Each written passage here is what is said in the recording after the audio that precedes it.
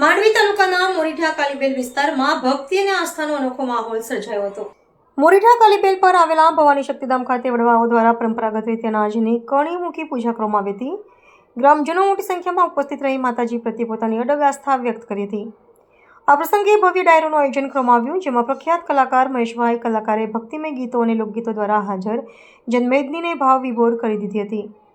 સાથે સાથે કિમ ડુંગરાથી અશોકભાઈ અને મુકેશભાઈ સરકોઈ સહિતના આગેવાનોની ઉપસ્થિતિએ કાર્યક્રમને વિશેષ ભવ્યતા આપી હતી। વક્તાઓએ સંબોધનમાં જણાવ્યું હતું કે સનાતન ધર્મના મૂલ્યો અને સંસ્કૃતિનું સંવર્ધન આજની પેઢી માટે અત્યંત જરૂરી છે। સનાતન ધર્મ જે વિકસિત કરવાનો પહેલના સંદેશ સાથે સમાજમાં એકતા, સંસ્કાર અને જાગૃતિ, ધાર્મિક જાગૃતિ લાવવાનો સંકલ્પ વ્યક્ત કરવામાં આવ્યો હતો। ભવ્ય સજાવટ, માતાજીની આરતી અને ડાયરા વચ્ચે ભક્તિમય માહોલ સર્જાતા કાલીબેલ ગામે ધાર્મિક ઉત્સવનો માહોલ જોવા મળ્યો હતો। ગ્રામજનો દ્વારા પ્રસાદ વિતરણ અને મહેમાનોનું સન્માન પણ કરવામાં આવ્યું હતું।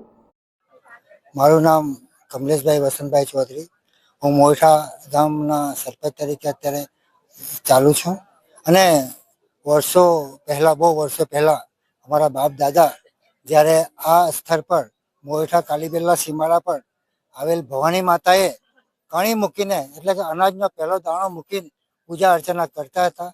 એ સ્થળને વિકસાવવા માટે ગામના મોરીઠા કાલીબેલ નાના મોટા પુરુષો, યુવાનો, મહિલાઓ બધા ભેગા થઈને જ્યારે આયોજન કરવામાં આવ્યું અને આ સ્થળને અમે એક વિકાસ કર્યો કે ચાલો કે આપણા આજુબાજુના જે સનાતન ધર્મને માનનાર વ્યક્તિઓ જે સનાતન ધર્મ છોડીને બીજા ધર્મને અપનાવે છે, તો આપણે પણ એક પહેલ કરીએ અને આ સ્થળને જે વર્ષો જૂનું સ્થળ છે, આપણે બાપ દાદા જે પૂજતા હતા એ સ્થળને આજે અમે વિકાસ કરીને આજે અમે અહીંયા ડાયરો રાખ્યો છે।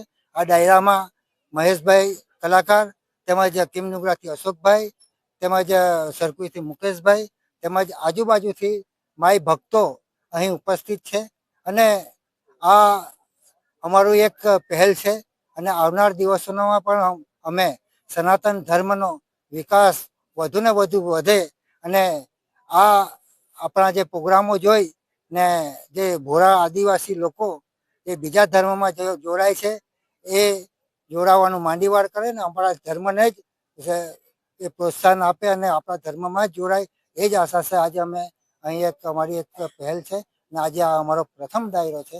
આવનાર દિવસોમાં પણ આજુબાજુના ગામમાં અમે એવા પ્રોગ્રામો કરતા રહીશું।